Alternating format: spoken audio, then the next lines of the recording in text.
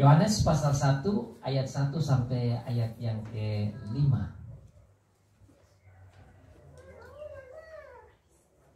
Pada mulanya adalah firman.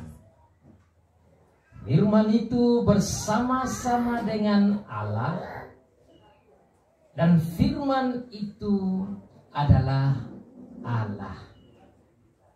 Segala sesuatu dijadikan oleh Dia, dan tanpa Dia tidak ada satupun yang telah jadi dari segala yang telah dijadikan.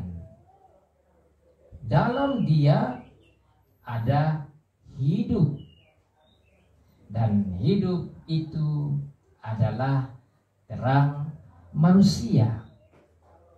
Terang itu bercahaya di dalam kegelapan, dan kegelapan itu tidak menguasainya.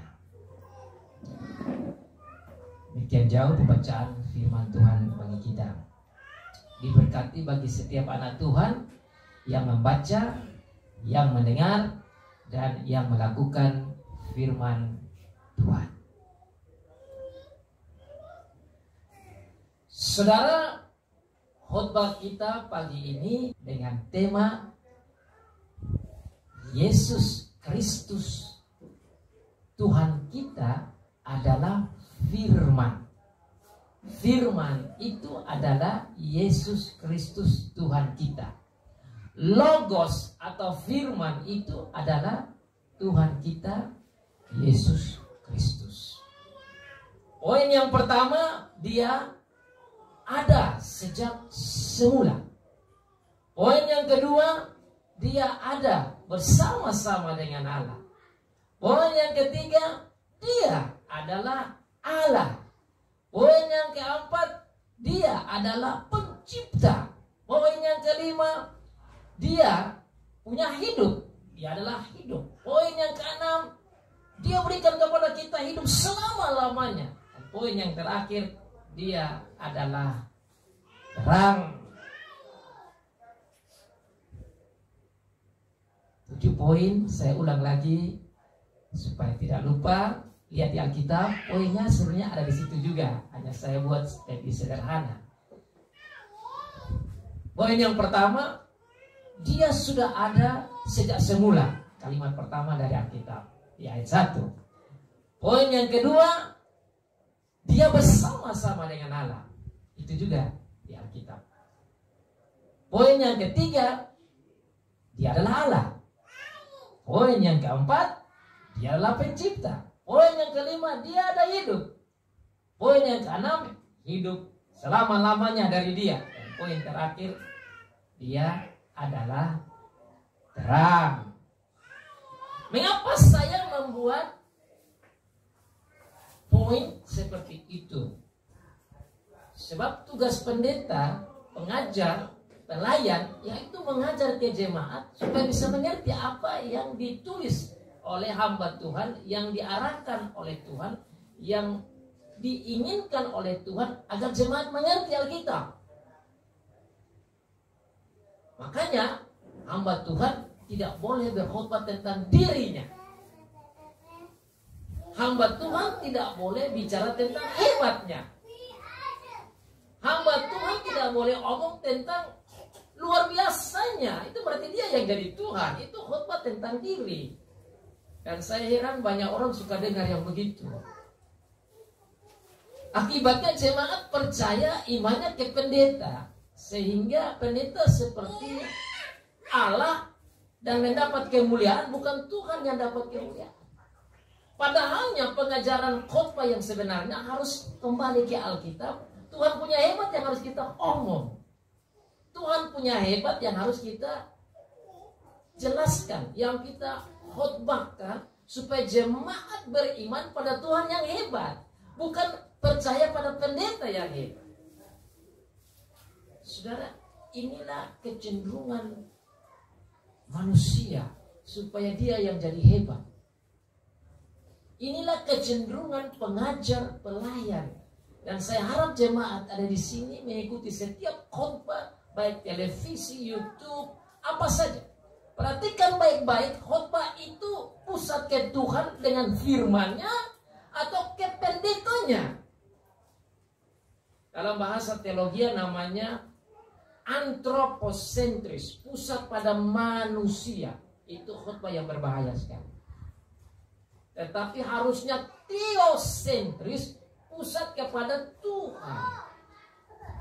Jadi kalau jemaat mau tertolong dalam khotbah yang alkitabiah, lihat saja khotbahnya itu Tuhannya yang hebat dibicarakan, atau dirinya, atau gerejanya, atau denominasinya, atau organisasinya yang bersifat seperti politik saja.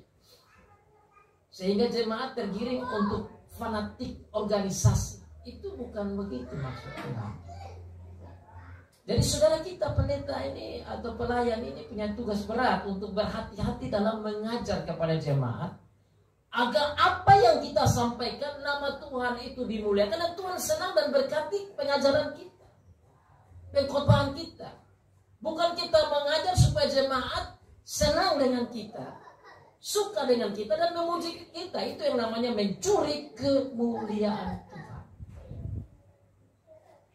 Kita manusia suka begitu, supaya dipuji, dihormati, dimuliakan. Padahal bukan begitu. Makanya saudara, saya mau hari ini kita belajar 7 poin itu. Lihat saja tema yang saya kasih tahu. Yesus Kristus pusatnya. Tuhan kita pusatnya. Logos pusatnya di Dia. Poin pertama, Dia ada sejak mula. Itu Dia yang saya mau khotbah. Dia bersama dengan Allah. Dia itu yang saya mau khotbah. Dia itu adalah Allah, itu juga yang saya mau khotbah.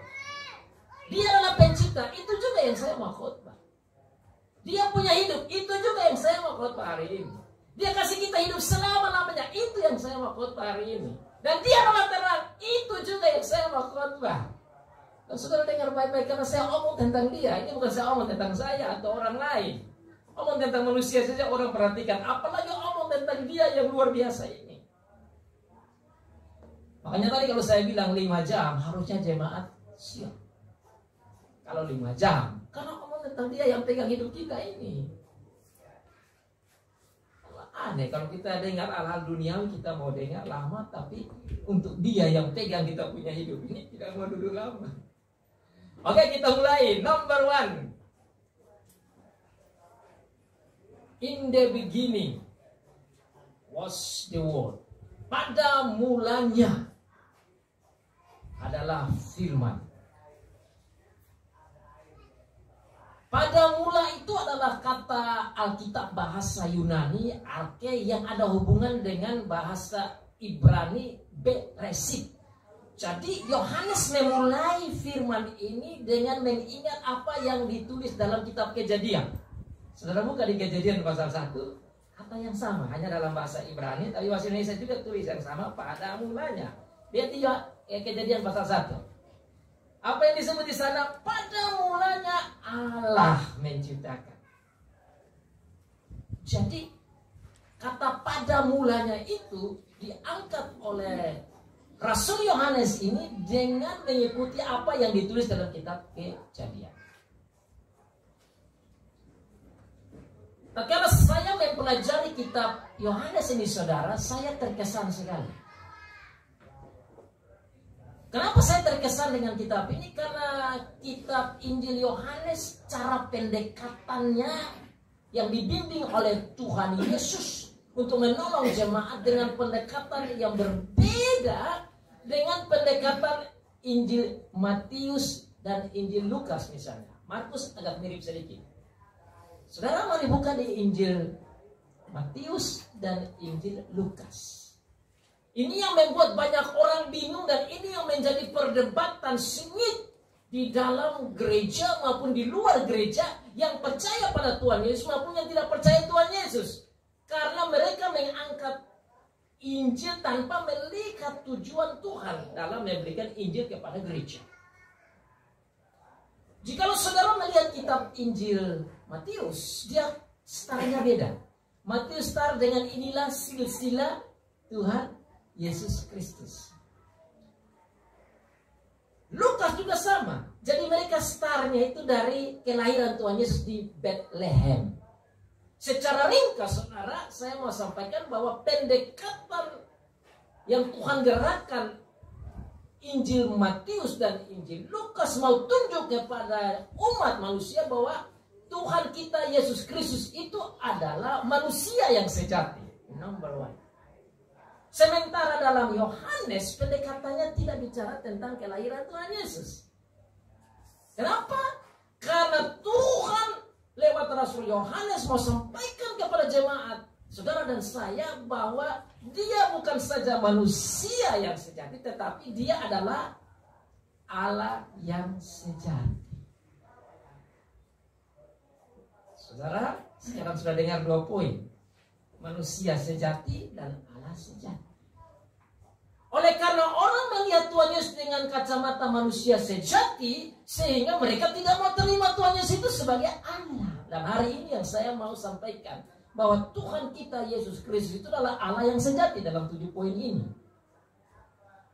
Sehingga orang yang tidak percaya pada Tuhan Yesus sebagai Allah, dia bilang, bagaimana kamu bisa mengalahkan manusia? Seakan-akan kita membuat Tuhan Yesus menjadi Allah, sehingga tidak bisa. Kalau ini yang diperhatikan, memang tidak mungkin manusia jadi Allah. Tapi kalau Allah menjadi manusia, itu mungkin. Kalau Allah tidak bisa jadi manusia, bagaimana dia jadi Allah? Manusia tidak bisa jadi Allah, betul. Tetapi Allah bisa jadi manusia. Maka kitab Yohanes menjelaskan secara dalam. Dan hari ini saudara akan lihat bagaimana Tuhan sendiri membuktikan bahwa dia itu Tuhan Yesus Kristus adalah Allah yang sejati, yang rela menjadi manusia. Makanya dalam ayat 14 bilang apa? Firman menjadi daging. Logos sarkos. Firman menjadi daging. Nah, sekarang mari kita perhatikan dalam ayat teks firman Tuhan. Setelah saudara paham bahwa pendekatan Rasul Yohanes ini dia hanya menulis saja. Lihat di dalam ayat yang ke-18. Ayat 18 katakan bahwa dia yang ada di pangkuan Bapa, yaitu Tuhan Yesus Kristus, itu yang menyatakan semua ini. Sudah lihat di sana. Ini Tuhan yang bilang, ini bukan Rasul Yohanes, sama dengan kitab Wahyu juga sama. Rasul Yohanes itu tidak mengerti tentang surga atau tentang Allah dan secara dalam. Yang tahu tentang Allah itu Tuhan Yesus. Maka lihat di ayat 18, tidak seorang pun yang pernah melihat Allah, tetapi anak tunggal Allah, yaitu Logos firman itu, yang ada di pangkuan Bapa, dialah yang menyatakannya. Jadi 7 poin yang saya ringkas dari ayat 1 sampai ayat 5 ini bukan buah karya karangan dari Yohanes melulu, tapi Yohanes menulis karena anak Allah menyatakannya kepada dia. Jadi saudara, apa yang Yohanes tulis ini adalah dari Tuhan Allah sendiri. Tuhan Yesus sendiri menyatakan kepada Yohanes untuk sampaikan kepada jemaat bahwa pada mulanya adalah firman, bahwa firman itu bersama dengan Allah, bahwa firman itu adalah Allah, bahwa firman itu adalah pencipta, bahwa firman itu ada hidup, bahwa firman itu memberikan hidup yang kekal, bahwa firman itu adalah terang. Itu Tuhan Yesus yang ngomong, bukan Yohanes, saudara. Yohanes tidak mengerti. Dan syukur Tuhan menggunakan Rasul Yohanes untuk membuka rahasia ini. Inilah rahasia surgawi.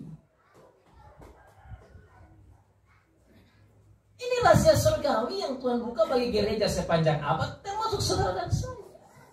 Maka dia bilang, pada mulanya adalah firman. Dan saudara baca secara jelas, firman itu tidak lain Tuhan Yesus Kristus sendiri.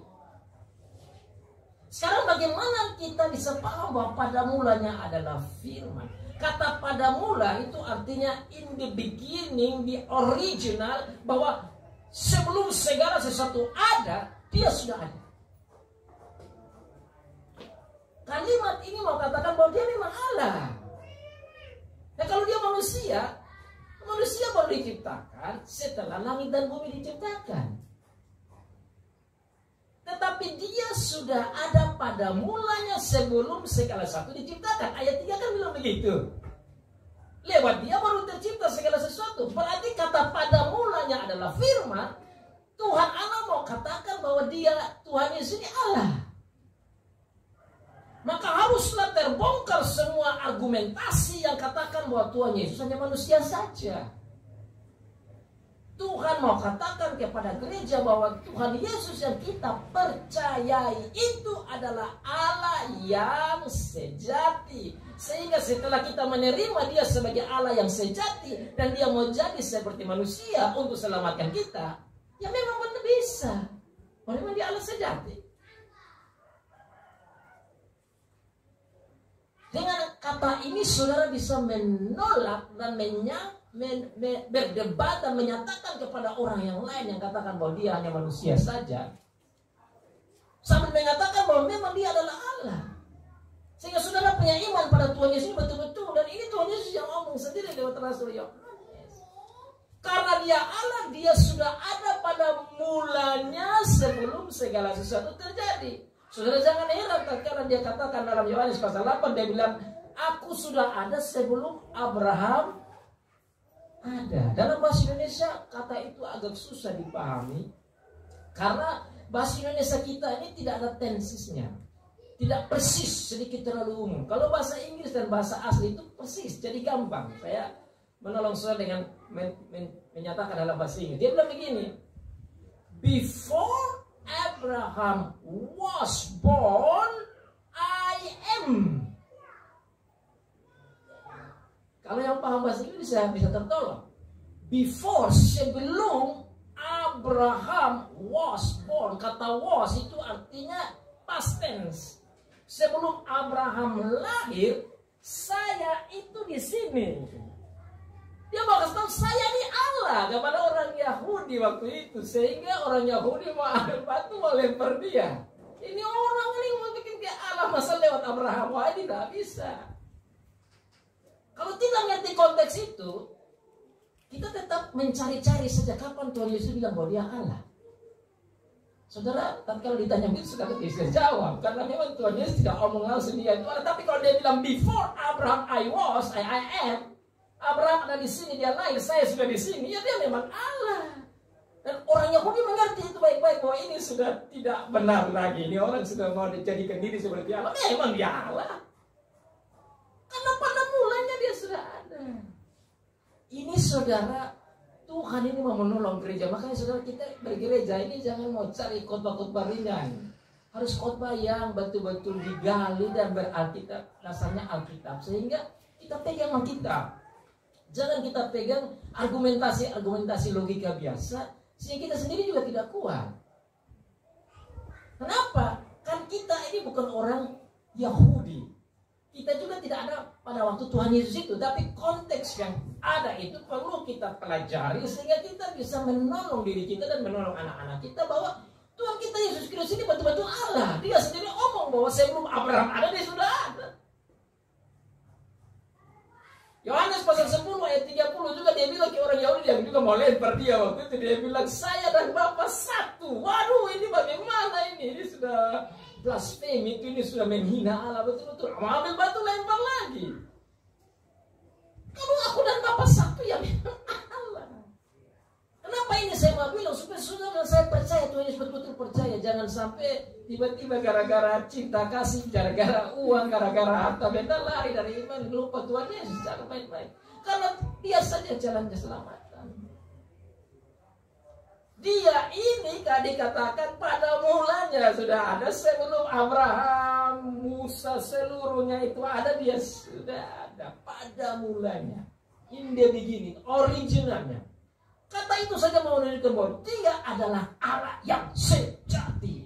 Jadi sudah tahu dia Allah sejati, baru kita bicara dia manusia sejati. Number 2. Dia adalah ada pada mula, dia bersama-sama. Ini kan kata bersama-sama, saudara garis bawah itu kalimat kedua. Firman itu bersama-sama dengan Allah. Nah kalau manusia bagaimana bisa bersama-sama dengan Allah? Tadi waktu time-nya saja sudah beda. Manusia belum ada, dia sudah ada. Sekarang bilang lagi dia bersama-sama dengan Allah. Kalau kata bersama-sama dengan Allah, maka Tuhan Yesus mau katakan kepada gereja, saya ini sama level dengan Allah. Saya ini Allah tuh. Ini dia mau katakan bahwa dia Allah ini bersama-sama dengan Allah. Ayat Tuhan juga bilang begitu. Jadi saudara, kalau orang tanya saudara, kapan Tuhan Yesus bilang dia adalah Allah? Ini ayat sudah jelas di sini. Sangat jelas bahwa dia adalah Allah. Kalau tidak, bagaimana dia bersama-sama dengan Allah? Manusia tidak bisa bersama-sama dengan Allah karena manusia diciptakan. Allah dulu baru manusia. Tapi Tuhan Yesus bilang dia bersama-sama dengan Allah. Kata bersama-sama dengan Allah, saudara, itu juga sekaligus menunjukkan bahwa ada oknum yang lebih dari satu.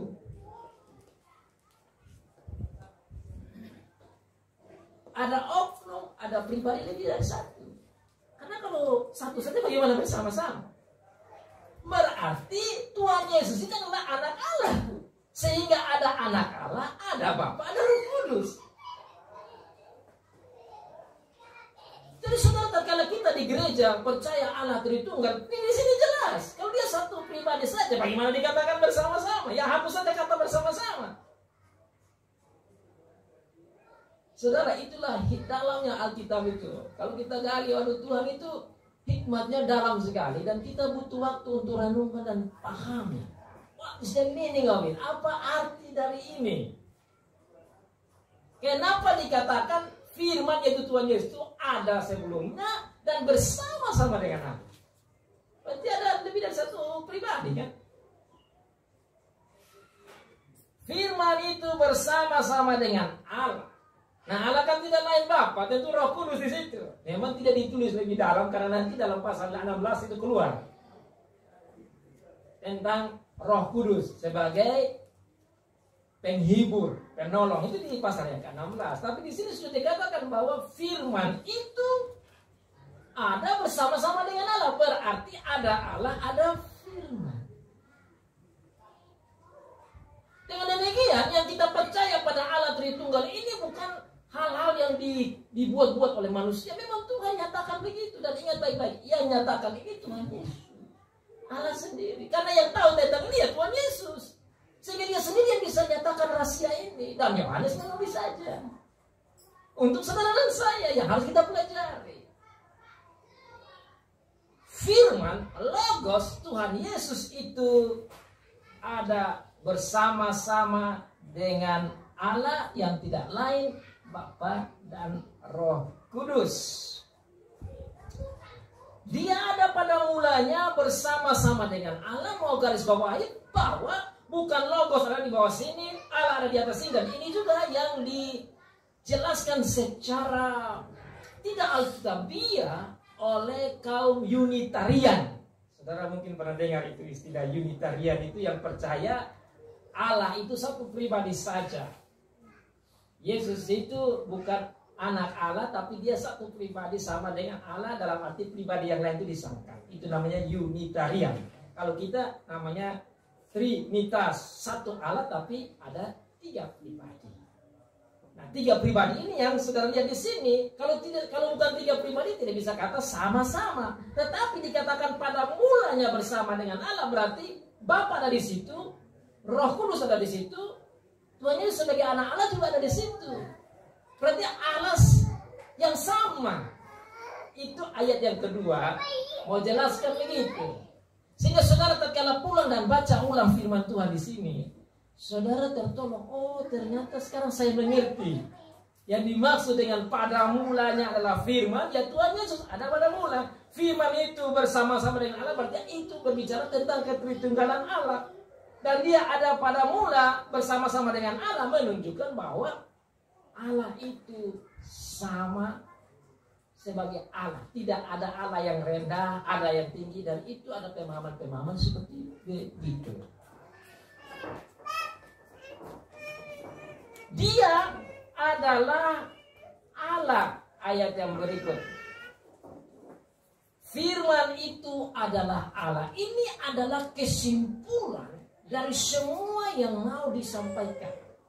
Jadi kalau kita mau tanya kapan Tuhan Yesus katakan bahwa dia Allah, ini sudah jelas karena dia yang membuka rahasia ini dan dia katakan dia adalah Allah. Kalau saudara pegang ini, maka saudara percaya pada Tuhan Yesus sebagai Allah betul-betul. Memang dia bilang begitu. Dan saudara akan menolong bukan saja diri saudara, tapi menolong anak, istri, suami, teman tentang iman kepada Tuhan Yesus ini tidak main-main. Bahwa memang dia adalah Allah. Dan dia bilang di sini, firman itu adalah Allah. Number 3. Saudara sudah sampai nomor 3 ini. Firman itu adalah Allah, berarti dia itu bukan saja manusia. Nanti di dalam ayat 14 baru dia bilang dia yang adalah Allah itu menjadi manusia. Jadi saudara percaya Tuhan Yesus, betul-betul percaya bahwa dia itu adalah Allah yang benar dan kekal. Nah kalau dia adalah Allah, maka tentu dia bisa bersama-sama dengan Allah. Nah kalau dia adalah Allah, maka dia bisa selamatkan saudara dan saya. Dan kalau dia manusia, bagaimana kita bisa percaya dia sebagai penyelamat? Ini yang menjadi masalah. Tapi kalau orang melihat Tuhan Yesus hanya manusia saja, tidak akan mungkin dia menerima Tuhan Yesus sebagai juru selamat. Karena yang bisa memberikan keselamatan ya Allah sendiri. Maka saudara, tatkala kita pegang ayat ini, Tuhan mau menolong saudara dan saya melihat Tuhan Yesus bahwa dia benar-benar Allah, maka dialah jalan, maka dialah kebenaran, maka dia itulah hidup.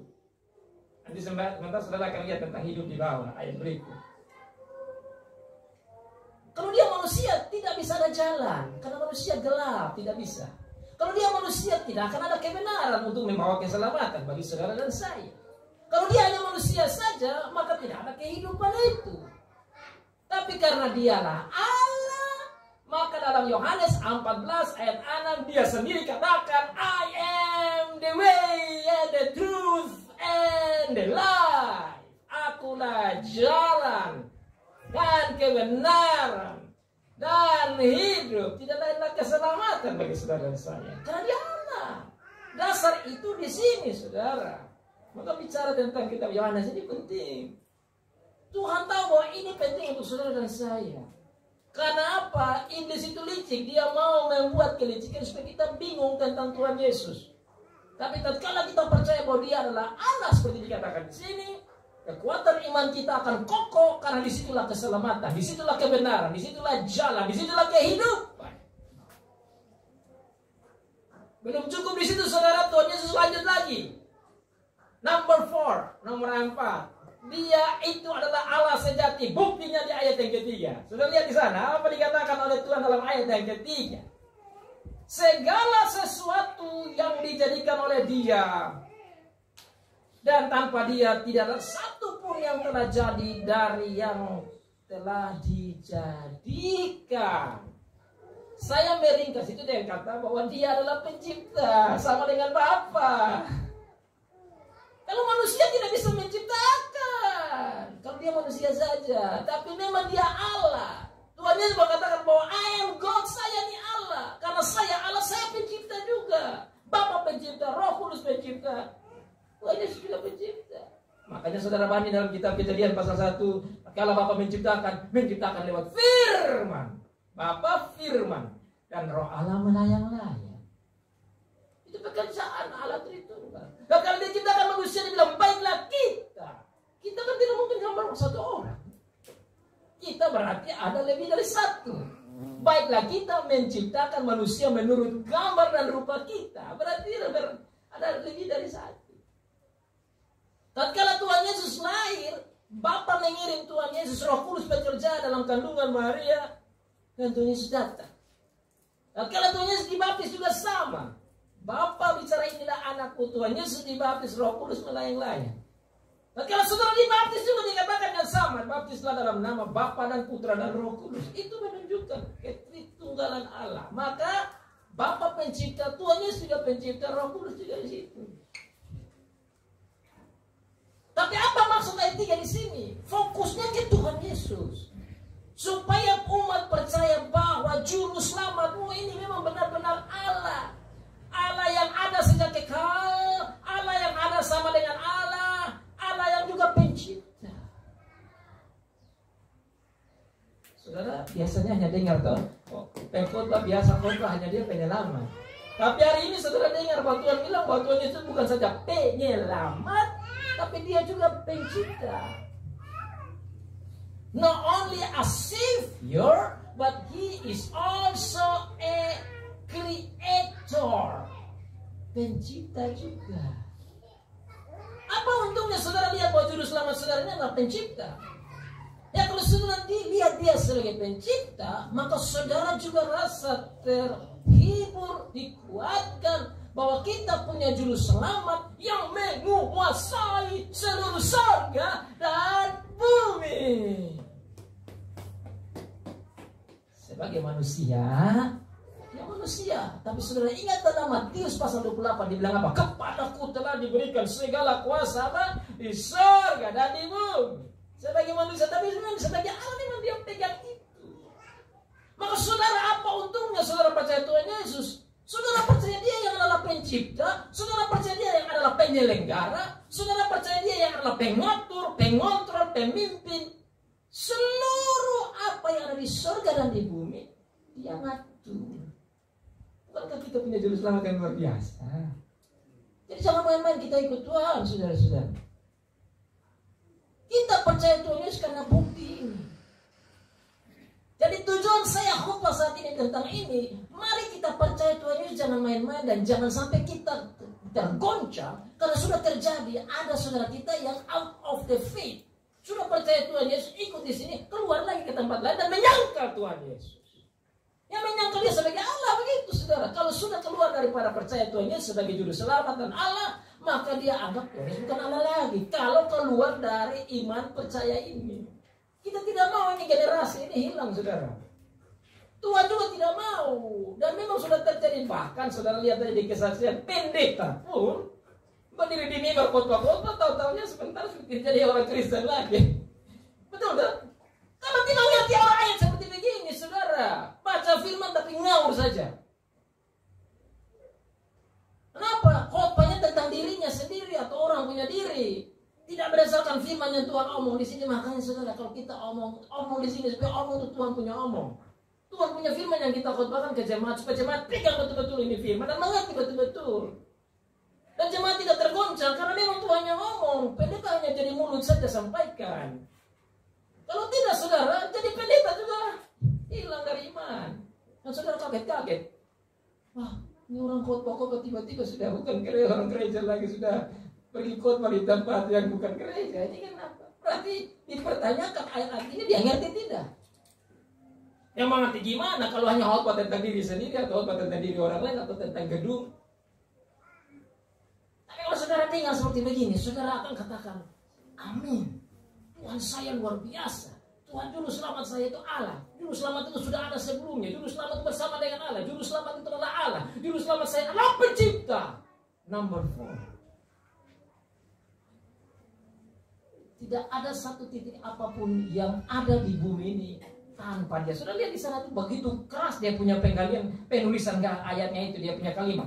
Segala sesuatu itu, kata segala sesuatu berarti satu titik apapun yang ada di bumi ini tidak akan ada tanpa dia.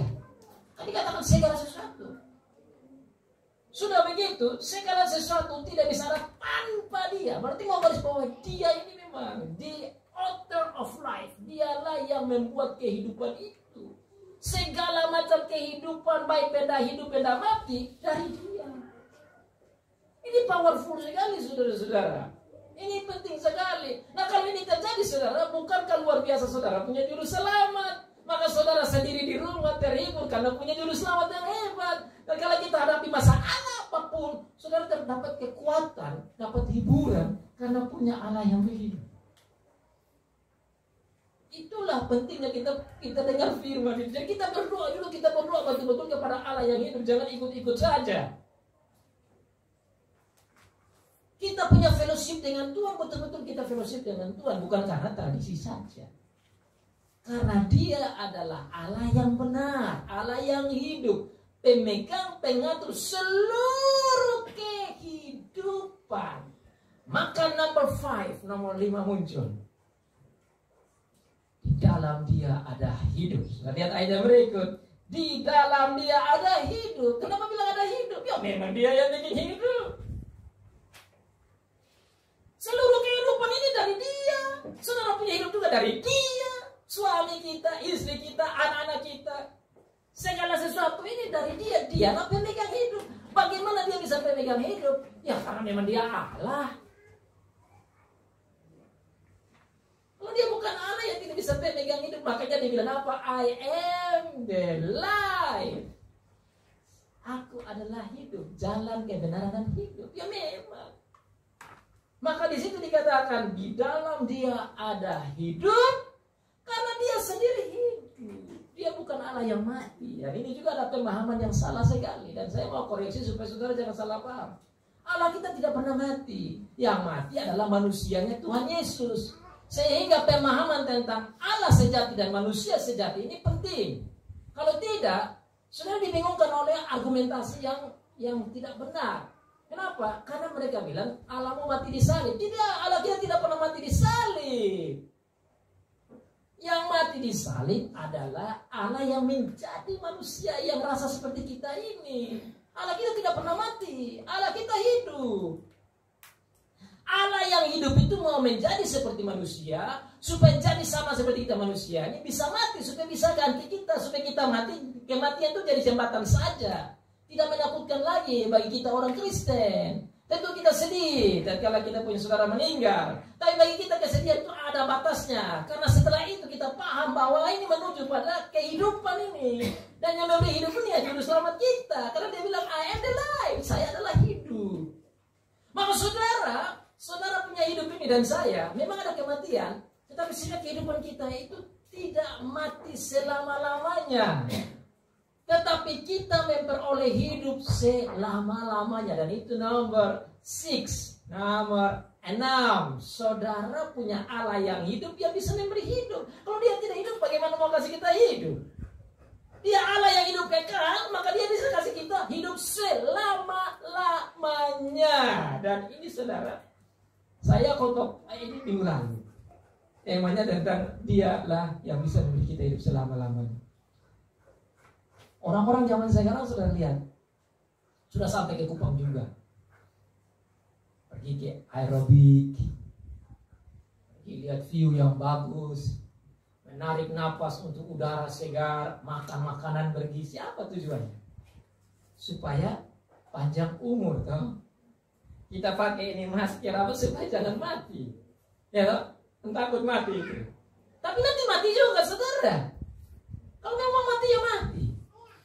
Itulah keterbatasan kehidupan manusia. Kita tidak bisa hidup selama-lamanya. Tapi di dalam Alkitab, Tuhan buktikan di perjanjian lama, ada orang yang hidup selama-lamanya tanpa mati. Itulah hiburan. Bukan mereka yang hebat, karena Allah yang hebat. Henok hidup selama-lamanya kan? Tidak mati dia. Karena dia bergaul dengan Allah. Allah mengangkat dia dan dia terangkat ke surga. Sama lagi Elia, sama juga. Itu orang hidup selama-lamanya, tidak mati. Ada yang banyak yang mati, tapi mereka tidak. Tujuannya apa? Tuhan mau bilang bahwa saya yang hidup selama-lamanya, kamu ini juga bisa hidup selama-lamanya. Saudara saya bisa hidup selama-lamanya. Nah kalau Tuhan Yesus datang hari ini, saya lagi khotbah begini, kita hidup selama-lamanya, tidak ada mati lagi. Karena bukti Henok sama Elijah itu begitu juga Elia. Dan Tuhan Yesus adalah the culmination, the climax of the life. Dia mati tapi dia hidup. Sehingga apa? Kalau kita Tuhan Yesus datang, kita bisa hidup selama-lamanya seperti Henok dan Elia. Tapi kalau kita pun mati, itu juga sama seperti Tuhan Yesus yang mati dan hidup. Luar biasa kan? Nah itu artinya membuat kita tuh bersemangat dalam hidup. Pandemik mau datang, tsunami mau datang, gempa bumi mau datang, kelaparan mau datang, kemiskinan mau datang. It's a piece of cake. Bahasa hidupnya itu tidak perlu kita takut. Makanya Roma pasal 8 bilang apa? Kita lebih dari pemenang, dan tidak ada satu apapun yang bisa memisahkan kita dari kasih Tuhan Yesus. Ini saudara hiburan. Maka saudara, hitung hidup kekal itu bukan mati dulu. Hidup selama-lamanya itu startnya dari sekarang, saudara. Sejak saudara ada di bumi ini dan percaya Tuhan Yesus di dalam orang tua maupun saudara sendiri, disitulah saudara sudah peroleh hidup yang kekal. Hanya di kita saja di Kristen yang hitung begitu. Makanya kita itu tidak, insya Allah, kita tidak mudah-mudahan kita itu pasti hidup kekal ada dalam kita. Dan itulah kehidupan selama-lamanya. Kenapa saya omong itu? Tuhan Yesus juga bilang di dalam Yohanes pasal 5 ayat 24 dia bilang apa? Yang mendengar perkataanku telah pindah dari mana? Dari maut kepada hidup. Apa itu maut? Bahasa Indonesia kurang bagus, kurang keras karena dikatakan maut. Bahasa Inggris dan bahasa asli dibilang death. Artinya sudah pindah dari mati kepada hidup. Nah kalau mati yang kita takuti ini sudah Tuhan Yesus selesaikan, maka kita tidak perlu takut mati, toh. Maka saudara, kalau saudara lihat di sini sudah pindah dari mati kepada hidup, maka keselamatan yang kekal, keselamatan selama-lamanya itu saudara dengar Tuhan Yesus, saudara sudah dapat itu. Nah sekarang bagaimana dengan kematian? Ya memang kalau kematian datang di kita, tidak apa-apa, itu hanya jembatan saja melanjutkan hidup yang kekal itu. Kalau saudara dengar khotbah saya dalam Kejadian pasal 2 ayat 7 bicara tentang kehidupan. Itu saya gali di sana dan saya dapat bahwa kita ini mati, roh kita ini tidak mati ke Tuhan. Tubuh kita ini tidak mati, tapi roh itu ada dengan Tuhan. Itulah hidup kekal. Jadi hidup kekal dari sekarang sampai terus, sampai mati juga roh kita tidak mati. Saudara buka dalam Wahyu pasal yang 6 ayat 9 sampai ayat yang ke-11, 12 itu bilang apa? Waktu itu Rasul Yohanes melihat roh-roh itu berbicara dengan Bapa. Jadi roh itu berbicara, berarti ada hidup toh. Saya dapat di saudara ini aneh tapi nyata. Tubuh tidak ada, kita ini kan bicara lewat mulut. Saudara saya punya mulut bergerak, ini artinya mulut bergerak, baru saudara dengar kata-kata saya. Itu ada komunikasi. Alkitab katakan Adam sudah mati, dikubur. Tapi Wahyu pasal 6 katakan apa?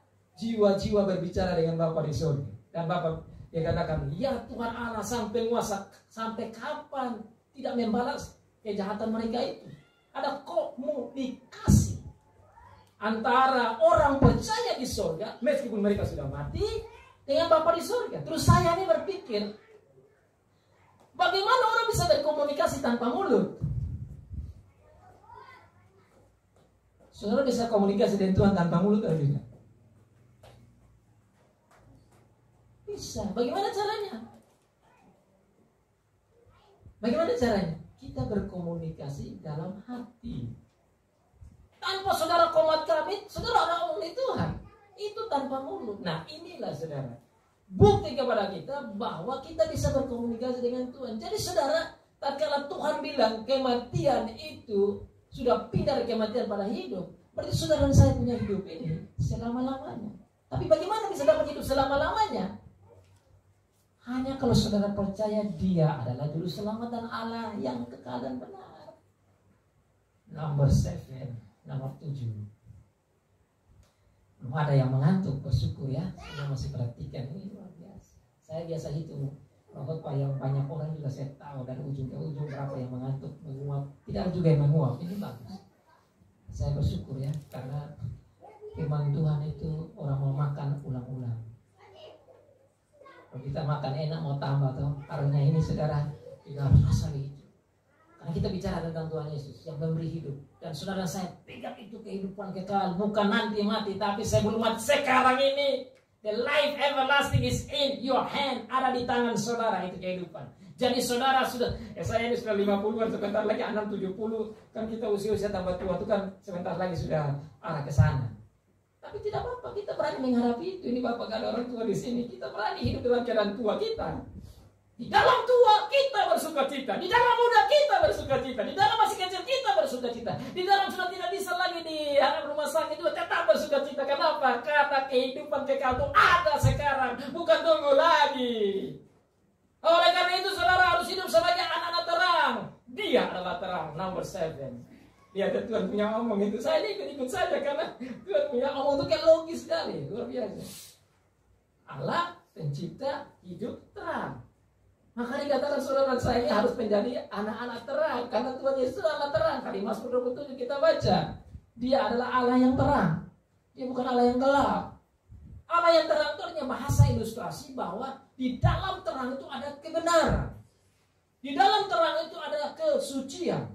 Di dalam kebenaran itu ada kebaikan. Di dalam kebenaran itu ada semua buah-buah roh itu, ada kerendahan hati, kebaikan hati, kelemah lembutan, pengampunan, semua identity of heaven, semua identitas surga itu adalah terang. Maka setiap orang yang menikmati ini, yang sudah pindah dari maut kepada hidup, pindah dari mati kepada hidup, yang percaya Tuhan Yesus yang terang, dia adalah Allah. Saudara dan saya dipanggil untuk menjadi terang seperti Tuhan Yesus yang adalah terang. Bagaimana? Saudara dan saya punya tanggung jawab besar.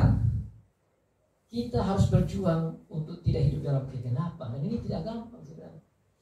Karena iblis masih mau jatuhkan kita ke kegelapan, diri kita juga lemah dan kita mau arah ke kegelapan. Orang-orang di sekitar kita juga mau tarik kita kepada kegelapan. Dan zaman akhir ini, tarikan kegelapan itu mulai lebih keras lagi. Karena ini sudah tahu ini masanya singkat sekali. Dia makin bekerja keras lagi. Tapi syukur saudara, kita telah dibeli oleh Tuhan yang adalah terang. Dan mau supaya kita hidup di dalam terang. Itu dalam Efesus pasal yang keempat dan 5. Saudara bisa baca di situ di rumah. Catat baik-baik ayat itu. Hidup sebagai anak-anak terang. Live a life as the children of light. Kita harus tunjukkan identitas kita dalam kehidupan kita, dalam bekerja, dalam melayani, dalam berdagang, dalam berdiskusi. Kita harus tunjuk kita bahwa kita anak terang. Dan itu tidak gampang. Nah, bagaimana supaya bisa keluar dari situ? 1 Yohanes pasal 1 ayat 1 sampai 4 dijelaskan. Supaya bisa tetap hidup dalam terang, melawan kegelapan, terang yang bisa kuasai gelap itu, kita harus berfellowship dengan Tuhan. Rasul Yohanes juga tulis yang sama. Kami meraba dia, kami menyentuh dia, kami menikmati dia, kami dengar dia langsung. Tentang dia inilah yang kami berikan kesaksian. Yohanes 1 ya. Tentang inilah yang kami berikan kesaksian. Bukan tentang saya ini. Bukan tentang kami rasul-rasul, tapi tentang dia itu. Supaya seperti kami bersekutu dengan dia dan dapat hidup kekal itu atau selamanya. Kami mau juga umat Tuhan seperti begitu. Punya fellowship, persekutuan dengan Bapa dan Putra dan Roh Kudus. Dan ada kebersamaan. Itulah kunci untuk bisa menjadi terang. Sejauh kita bisa dekat dengan dia, kita dapat terang itu dan kita refleksikan terang ke orang lain. Sejauh kita berhubungan dengan dia, berkomunikasi dengan dia dan dengar firman seperti begini yang memberikan penjelasan tentang terang, baru saudara dan saya bisa menjadi kuat untuk merefleksikan terang itu. Dalam kata-kata kita, sikap kita, pikiran kita, imajinasi kita, ide kita, action kita, tingkah langkah kita, skill kita, habit kita, karakter kita, kita ikuti. Maka Tuhan Yesus katakan, ikutlah aku, karena kamu adalah carang-carang dari anggur yang pokok, yaitu Tuhan Yesus Kristus yang harus berbuah. Saudara, saya sudah di poin nomor 7, nomor 7, tapi saya mau ingat kita di bulan Januari. Semoga firman ini kita pegang, kita isi dari Januari sampai nanti Desember sebagai anak-anak terang yang memiliki kehidupan yang kekal, memiliki Yesus Kristus Tuhan kita yang adalah Allah yang sejati dan manusia yang sejati, yang adalah pencipta, yang ada bersama dengan Allah, yang sudah ada sejak semula. Bahkan dia bilang, I am with you inside. Dia bilang apa?